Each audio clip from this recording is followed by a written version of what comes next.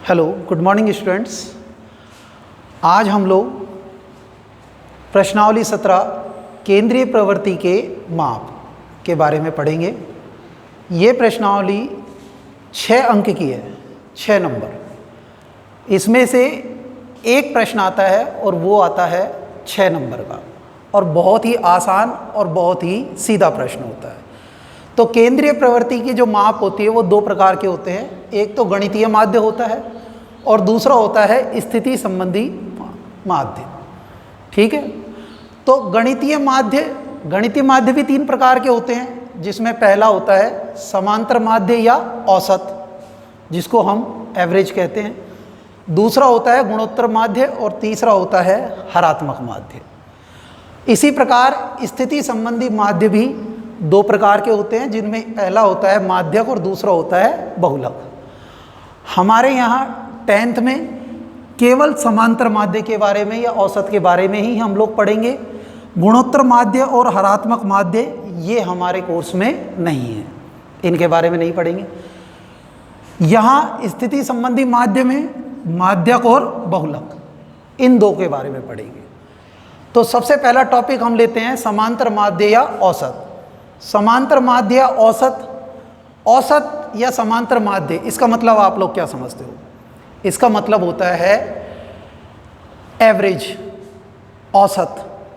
जैसे हमारे पास 100 रुपये हैं, हम उन 100 रुपयों को 5 विद्यार्थियों में बांटते हैं या 5 व्यक्तियों में बांटते हैं। तो उन 5 व्यक्तियों को औसतन कितना रुपया मिलेगा? 100 रुपये हमारे पास हैं, हमें 5 व्यक्तियों में उनको बांटना है, तो औसतन एक व्यक्ति के हिस्से में 20 रुपये आएंगे। यही है औसत और समांतर माध्य। ठीक है, तो औसत और समांतर माध्य ज्ञात करने के लिए हमें इस सूत्र का इस्तेमाल करना पड़ता है, इस सूत्र का उपयोग करना पड़ता है। सूत्र है आंकड़ों का योग बटे आंकड़ों की संख्या, जिसे गणितीय रूप में हम x बार समांतर माध्य बराबर सिग्मा x अपॉन n, यहाँ n उन आंकड़ों की संख्या।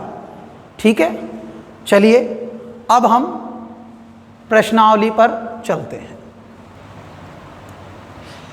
तो यह है आपका पहला प्रश्न। यदि एक कक्षा में गणित विषय के 10 छात्रों के प्राप्तांक 52, 75, 40, 70, 43, 40, 65, 35, 48 और 52 हो, तो समांतर माध्य ज्ञात करो। अब हमें इस प्रश्न का समांतर माध्य ज्ञात करना है, औसत ज्ञात करना है। और औसत या समांतर माध्य का एक सूत्र मैंने आपको अभी बताया था, वो क्या था? समांतर माध्य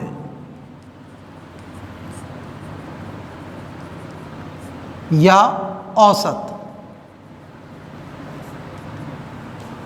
ये होता है आंकड़ों का योग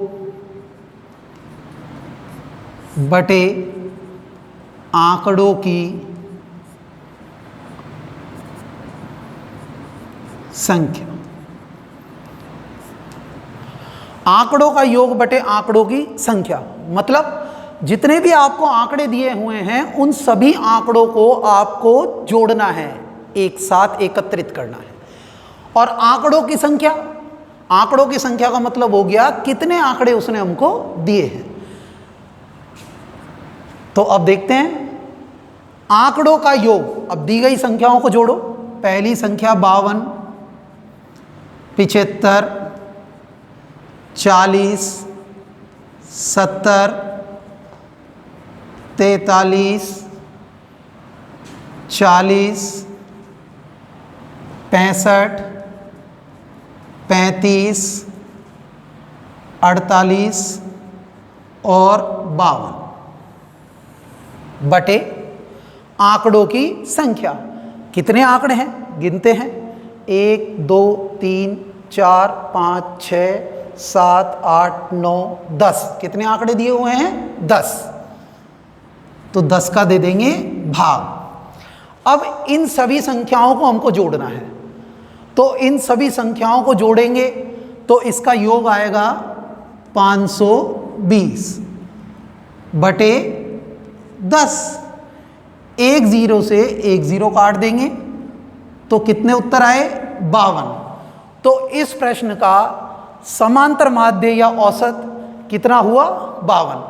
तो आपको करना क्या है? कुछ नहीं, केवल इतना है कि जो आंकड़े आपको दिए गए हैं उन सभी आंकड़ों को आप जोड़ दीजिए और जितने आंकड़े दिए गए हैं उतने का ही भाग दे दीजिए।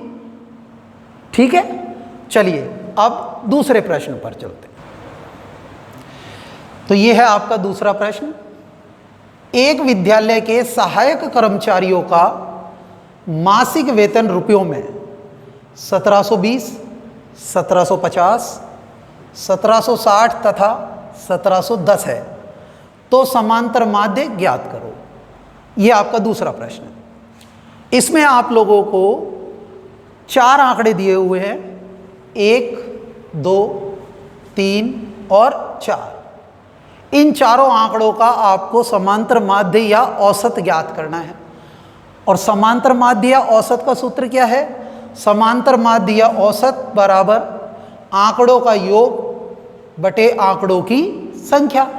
अब जो दिए गए आंकड़े हैं वो कौन कौन से हैं जिनको हमको जोड़ना है? 1720 प्लस 1750 प्लस 1760 प्लस 1710। कितने आंकड़े हैं? 4।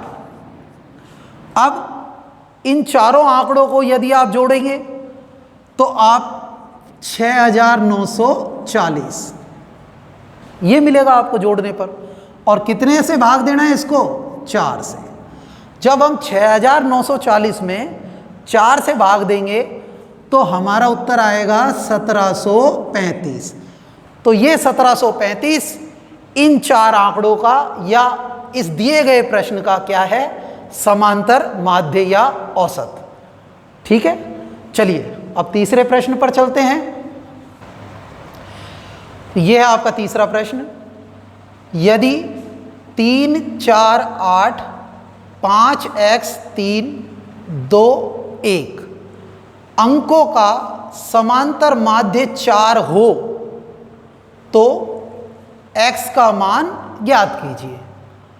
अब इस प्रश्न में हमसे वो समांतर माध्य नहीं पूछ रहा, वो हमसे पूछ रहा है x। इसका मतलब कि जो आंकड़े उसने हमको दिए हैं उनमें से एक आंकड़ा उसने छुपा दिया और जो चीज या जो उत्तर हम लोग ज्ञात करते हैं उस उत्तर को उसने दे दिया। अब हमें क्या करना है? हमें वो छुपी हुई संख्या का पता लगाना है कि वो छुपी हुई संख्या कौन सी है। अर्थात x का मान ज्ञात करना है कि x का मान कितना है। अब इस प्रश्न को किस तरह करेंगे? कोई और तरीका है इस प्रश्न को करने का? जिस तरीके से हम प्रश्न करते आ रहे हैं क्या उसी तरीके से होगा? हाँ, बिल्कुल उसी तरीके से होगा जिस तरीके से आप प्रश्न करते आ रहे हैं। आपको अपना तरीका नहीं बदलना है। जिस तरीके से प्रश्न हो रहा है उसी तरीके से ही आप करेंगे। देखिए, समांतर माध्य औसत सूत्र लिखा सबसे पहले, आंकड़ों का योग बटे आंकड़ों की संख्या। अब इसमें सूत्र में वो सारी संख्याएं हम लिखेंगे, वो सारे आंकड़े लिखेंगे, वो सारी चीजें लिखेंगे जो उसने हमको प्रश्न में दी हुई हैं। सबसे पहले आंकड़ों का योग, यही करते हैं हम। तो आंकड़े कौन कौन से हैं? 3 + 4 + 8 + 5 + x + 3 + 2 + 1 बटे आंकड़ों की संख्या। कितने आंकड़े हो गए? 1, 2, 3, 4, 5, 6, 7, 8। कितने आंकड़े हो गए? 8। यहां तक कर लिया। अब आप कहेंगे कि सर ये संख्याएं सारी तो जुड़ जाएंगी, लेकिन इस x का क्या करें? तो इस x का तो मान हमको ज्ञात करना है। हमको उसने क्या दिया हुआ है? समांतर माध्य।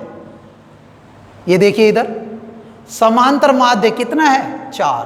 तो अब हम इस समांतर माध्य की जगह क्या रखेंगे? 4। तो 4 बटे 1 बराबर, आप इन सभी संख्याओं को जोड़िए, 3 और 4 7, 7 और 8 15, 15 और 5 20, 20 और 3 23, 2 25 और 1 26। तो 26 प्लस x बटे 8, यहाँ तक कर लिया। अब इसके बाद आपको क्या करना है, वज्र गुणा। वज्र गुणा कैंची गुणा आपने बहुत किया है। इस संख्या को इस संख्या से और इस संख्या को इस संख्या से, ठीक है। तो 26 प्लस x को जब हम 1 से गुणा करेंगे तो 26 प्लस x गुणा करने पर, और 4 को जब हम 8 से गुणा करेंगे तो 8 गुणा 4 कितने होते हैं, 32। अब हमें किसका मान ज्ञात करना है, x का।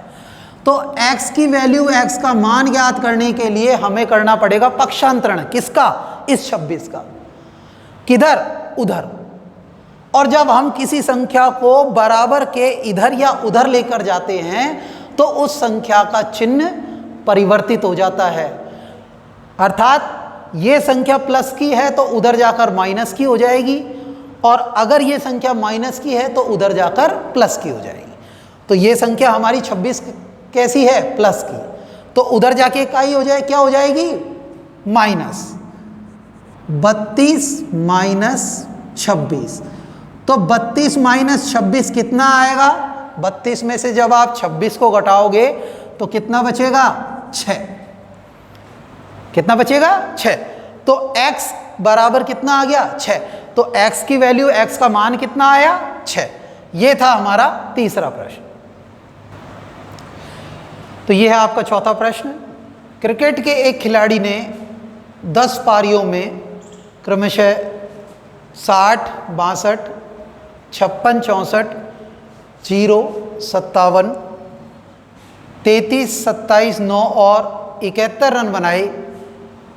उसके इन पारियों के रनों का औसत ज्ञात कीजिए। तो आपको फिर दोबारा वही काम करना है, उसी तरीके से सवाल करना है। आपको दिए गए आंकड़ों का क्या ज्ञात करना है, समांतर माध्य या औसत। तो समांतर माध्य या औसत ज्ञात कैसे करते हैं, आंकड़ों का योग बटे आंकड़ों की संख्या, ये समांतर माध्य या औसत। तो जो आंकड़े आपको दिए गए हैं उन आंकड़ों को आप लोग योग करोगे, जोड़ोगे, और जितने आंकड़े दिए गए हैं उन संख्या का क्या दोगे, भाग। तो आंकड़ों का योग, दिए गए आंकड़े कौन कौन से हैं, 60 plus 62 plus 56 plus 64 plus 0 plus 57 plus 33 plus 27 plus 9 plus 71 बटे कितने आंकड़े हैं, गिनो, 1 2 3 4 5 6 7 8 9 और 1 10। तो कितने आंकड़े हो गए, 10। अब आपको इन 10 संख्याओं को जोड़ना है। जब आप इन 10 संख्याओं को जोड़ोगे तो जोड़ आएगा 439। कितना आएगा, 439 बटे 10। अब 439 में 10 का क्या देना है, भाग। हम सब जानते हैं कि 439 में जब 10 का भाग लगेगा तो हमारा उत्तर आएगा 43.9। अब ये 43.9 कैसे आया, जब 439 में हमने कितने का भाग दिया, 10 का। 10 का भाग देने का मतलब है हर में जितने शून्य हैं उतने अंक आप यहाँ से छोड़कर दशमलव लगा सकते हैं। जैसे एक शून्य है इसमें, तो आप एक अंक छोड़ दीजिए इधर की तरफ से, तो एक अंक हमने छोड़ दिया 9, उसके बाद हमने क्या लगा दिया, दशमलव। तो 43.9 इस प्रश्न का क्या है, उत्तर, यानी कि समांतर माध्य। चलिए अगला प्रश्न देखते हैं। तो ये है 5वां प्रश्न। एक मासिक परीक्षा में 10 विद्यार्थियों के द्वारा अंग्रेजी में प्राप्त निम्न अंकों से समांतर माध्य की गणना कीजिए। अनुक्रमांक और प्राप्तांक। अनुक्रमांक का मतलब संख्या यानी कि क्रम, 1 2 3 4 5 6 7 8 9 10।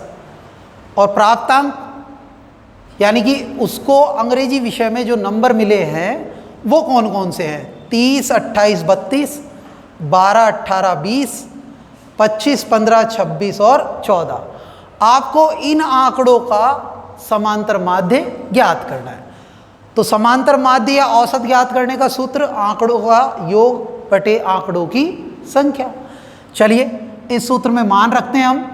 तो आंकड़ों का योग, आंकड़े कौन कौन से हैं? ये 30 plus 28 plus 32 plus 12 plus 18 plus 20 plus 25 plus 15 plus 26 plus 14 बटे कितने आंकड़े हैं? 1 2 3 4 5 6 7 8 9 और 1 10। तो कितने का भाग लगेगा? 10 का। आंकड़ों की संख्या कितनी है? 10। अब इन सारी संख्याओं को जब आप जोड़ोगे तो इनको जोड़ो, 30 28 32 12 18 20 25 15 26 और 14। जब आप इन सबको जोड़ेंगे तो जोड़ने पर आएगा 220 बटे 10। अब 220 में किसका भाग देना है? 10 का। अभी अभी आपको पिछले सवाल में मैंने बताया था कि 10 का भाग कैसे लगेगा? एक शून्य से एक शून्य कट जाएगी। तो क्या आया उत्तर? 22। x बार यानी कि समांतर माध्य कितना है? 22।